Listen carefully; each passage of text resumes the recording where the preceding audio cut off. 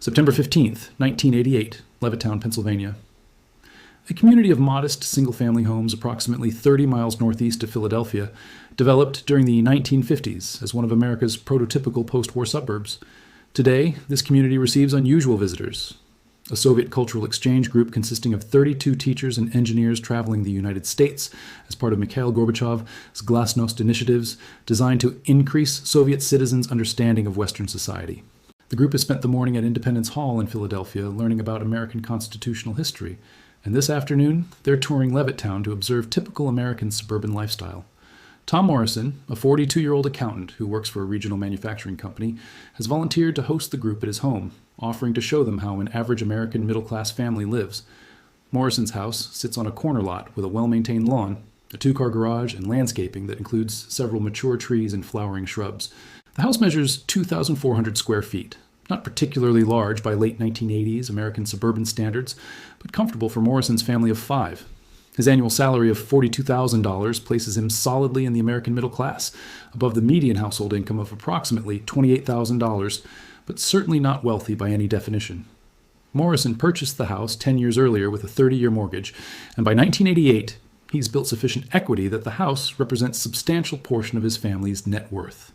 He and his wife have 3 children, 2 daughters aged 14 and 11, and a son aged 8.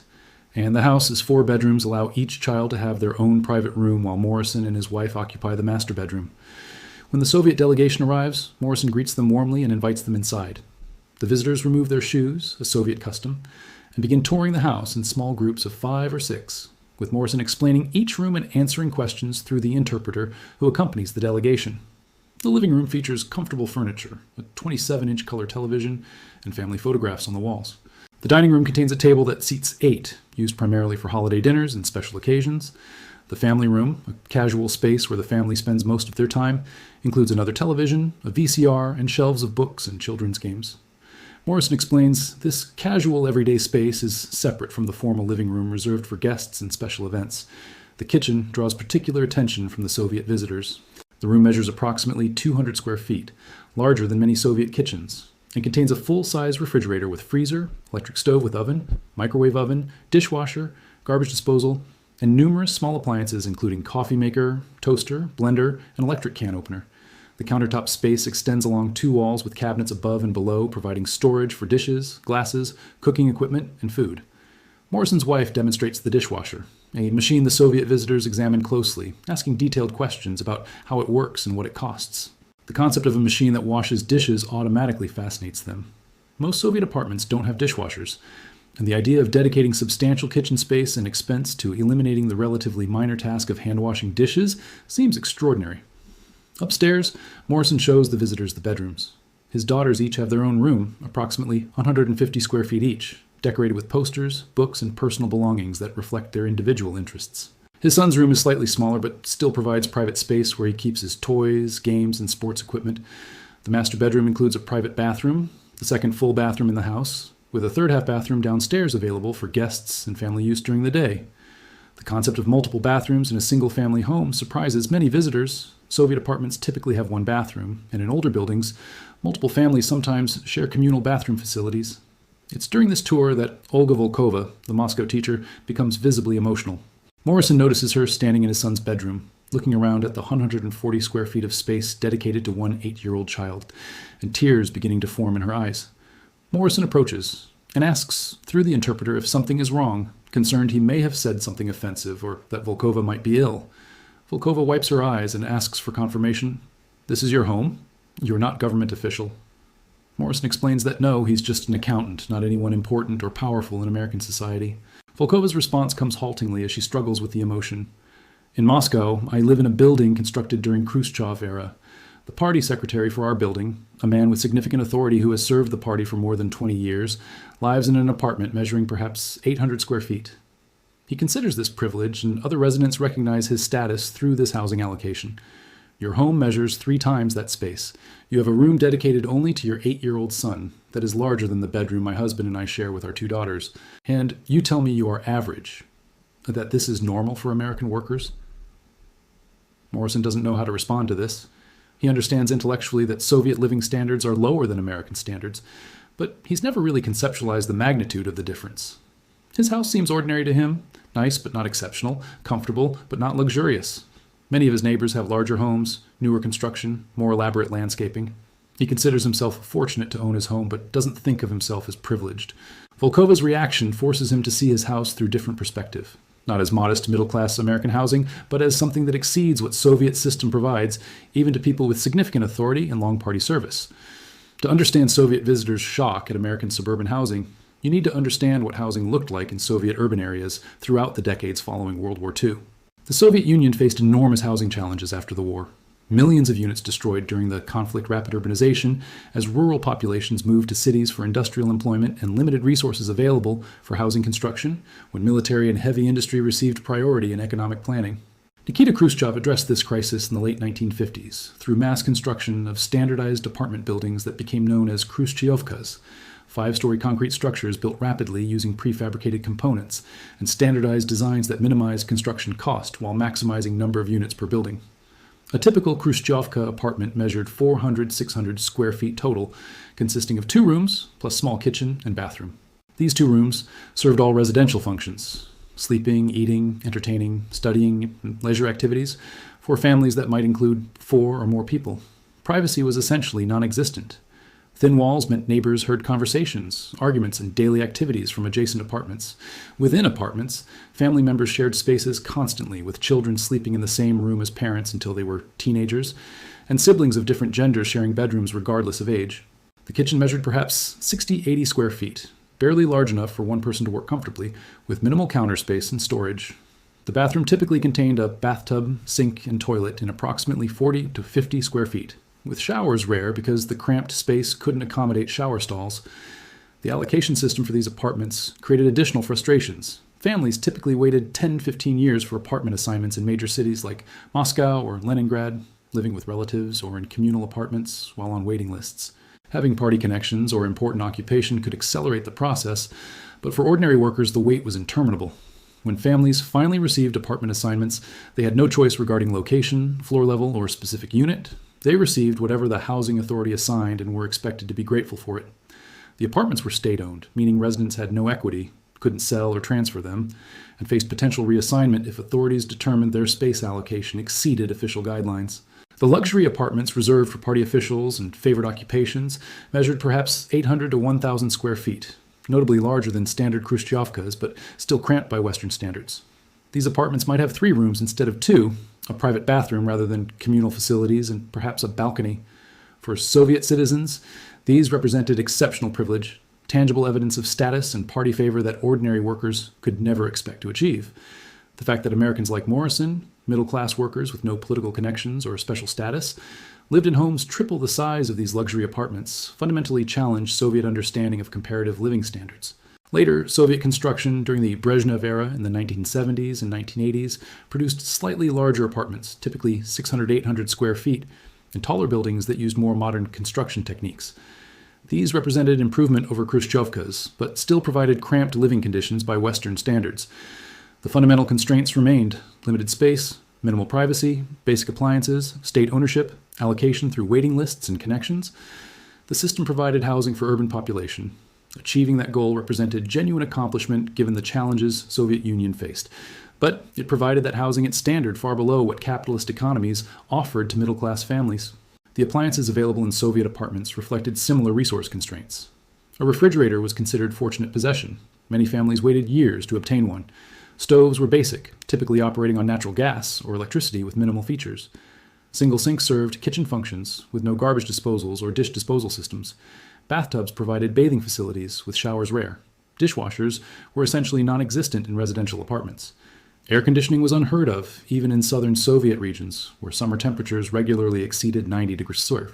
Central heating existed, but was controlled centrally by the state, turning on and off on predetermined schedules regardless of actual weather conditions or individual preference. Residents had no thermostats, no ability to adjust temperature, no control over their comfort beyond opening or closing windows.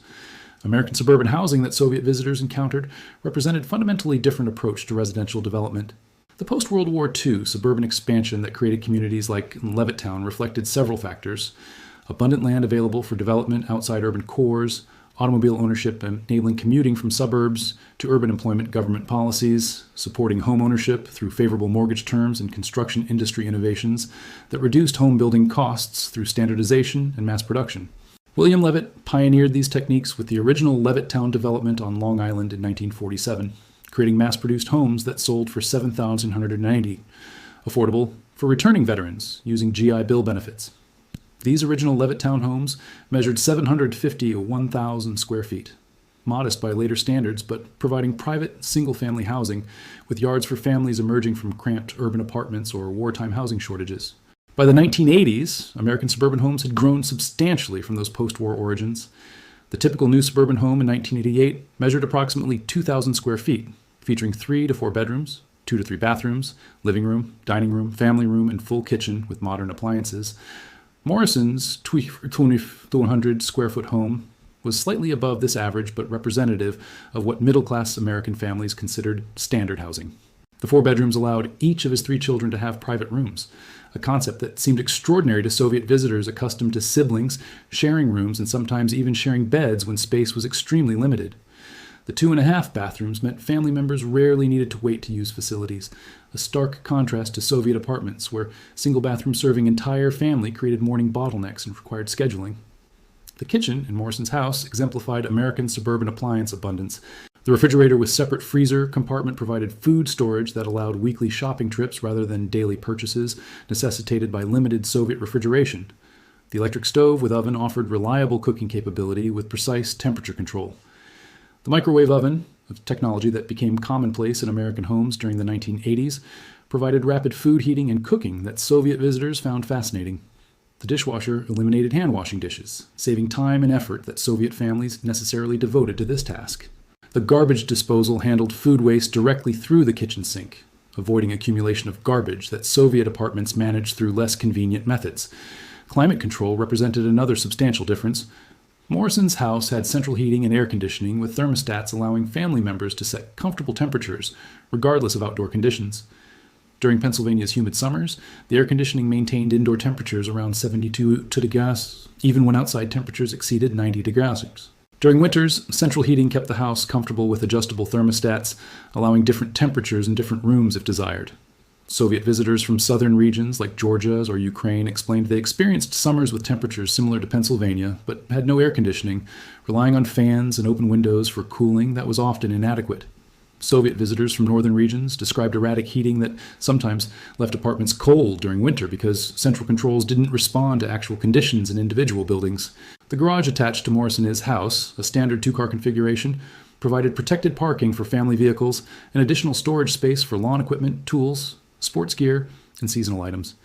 Many American suburban homes also featured basements providing another 1,000 plus square feet of space for storage, recreation, laundry, or workshops. Attic spaces offered additional storage for items used infrequently. Soviet apartments had no equivalents, no garages for vehicle storage, no basements for additional space, no attics for seasonal items. Storage space was limited to apartment interiors, requiring careful organization and frequent purging of possessions. The yard surrounding Morrison's house included front lawn, approximately 2,000 square feet of maintained grass providing aesthetic appeal, and backyard of similar size, offering private outdoor space where children could play, families could barbecue, and adults could garden or simply enjoy being outside. Some American suburban homes featured swimming pools, elaborate landscaping, or extensive gardens. Morrison's yard was modest by suburban standards, but still represented private outdoor space that Soviet urban apartments completely lacked. Soviet families might access communal courtyards between apartment buildings, but private yards where families could enjoy outdoor space without neighbors present weren't possible in high-density urban housing. The ownership structure provided perhaps the most fundamental difference between American and Soviet housing. Morrison purchased his house with a 30-year mortgage, paying monthly installments that were building equity in property he owned. When the mortgage was eventually paid off, he would own the house outright and could sell it, pass it to his children as inheritance, or use it as collateral for loans. He could renovate, redecorate, and landscape according to his preferences without seeking permission. The house represented a major component of his family's net worth and financial security. Soviet residents had no equivalent.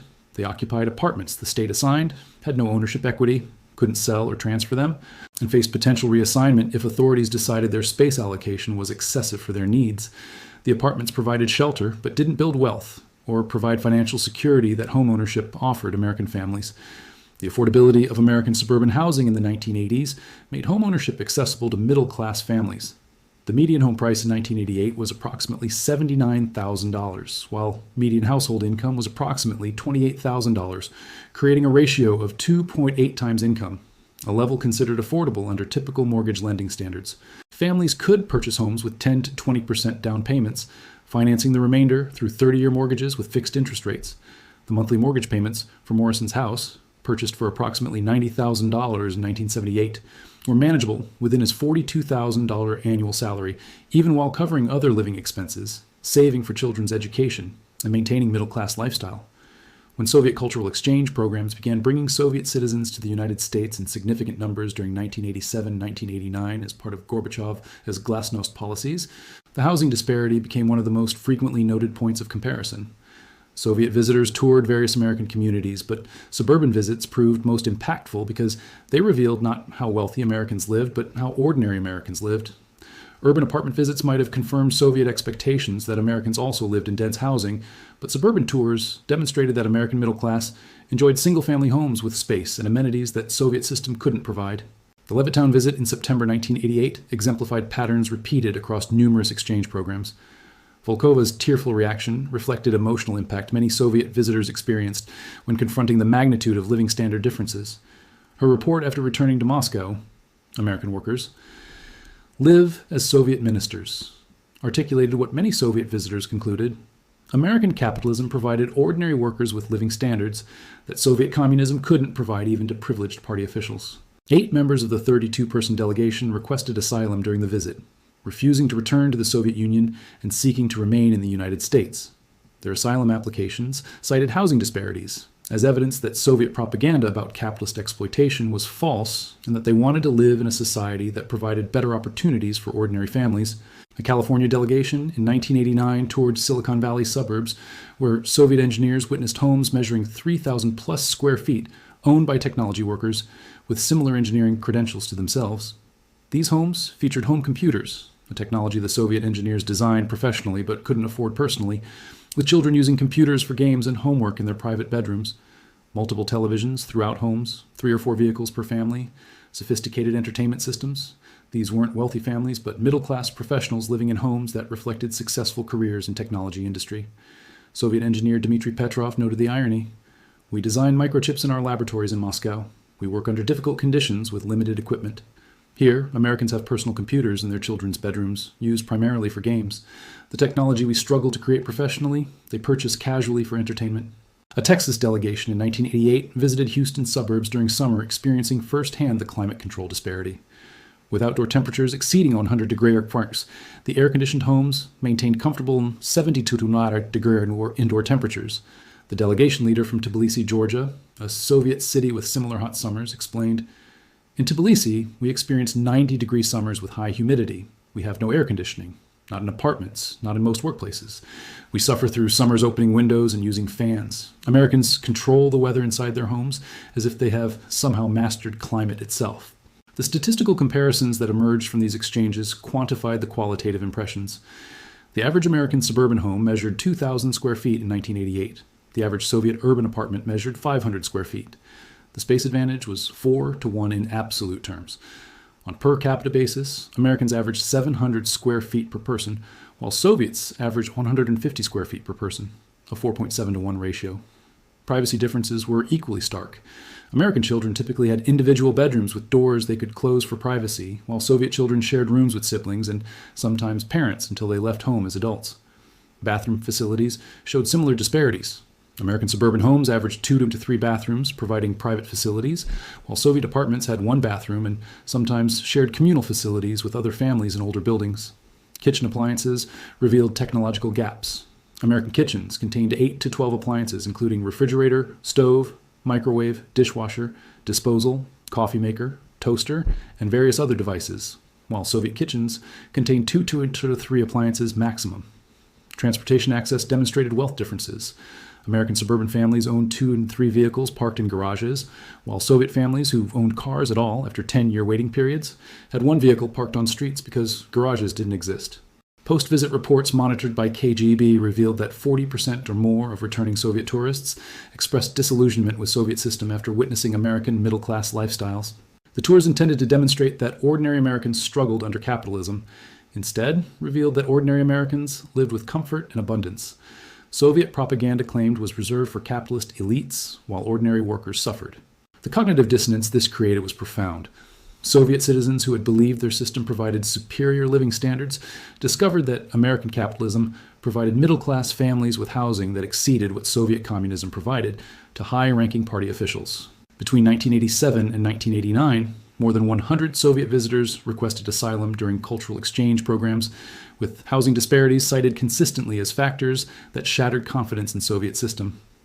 The reasons for this enormous housing gap reflected fundamental differences between economic and political systems. American market economy incentivized construction efficiency through competition.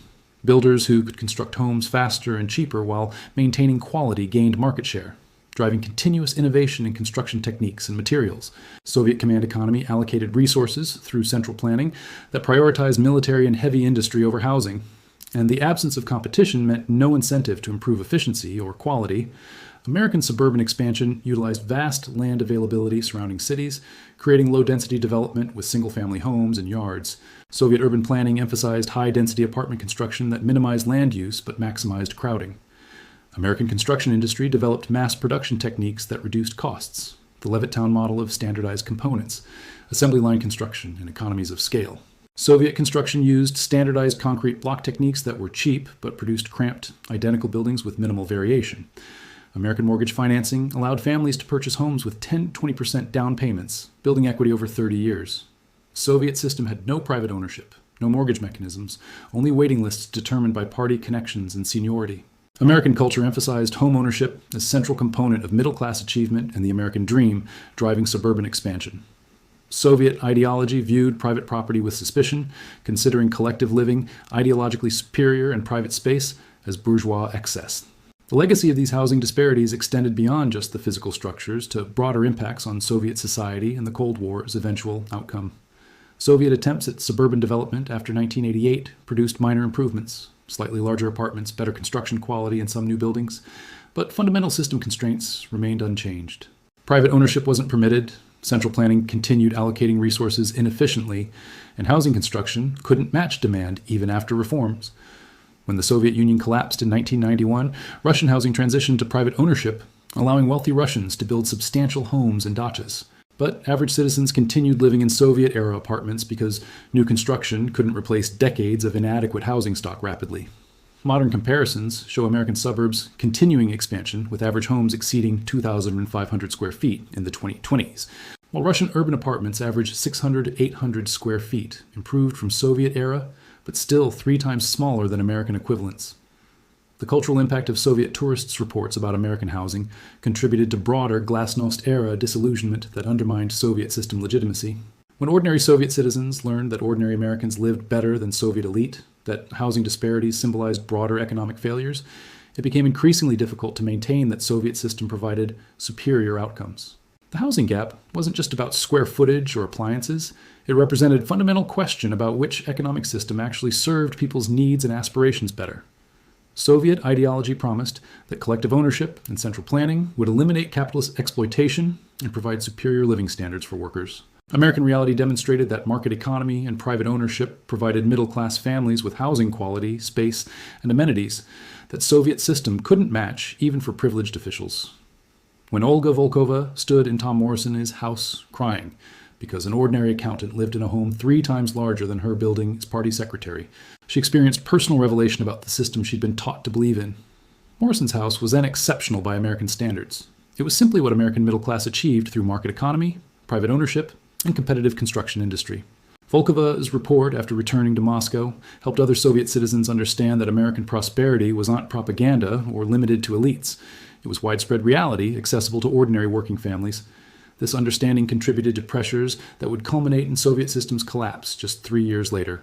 As populations throughout Soviet sphere recognized that promises of communist superiority couldn't be maintained when confronted with evidence of capitalist success in providing basic quality of life.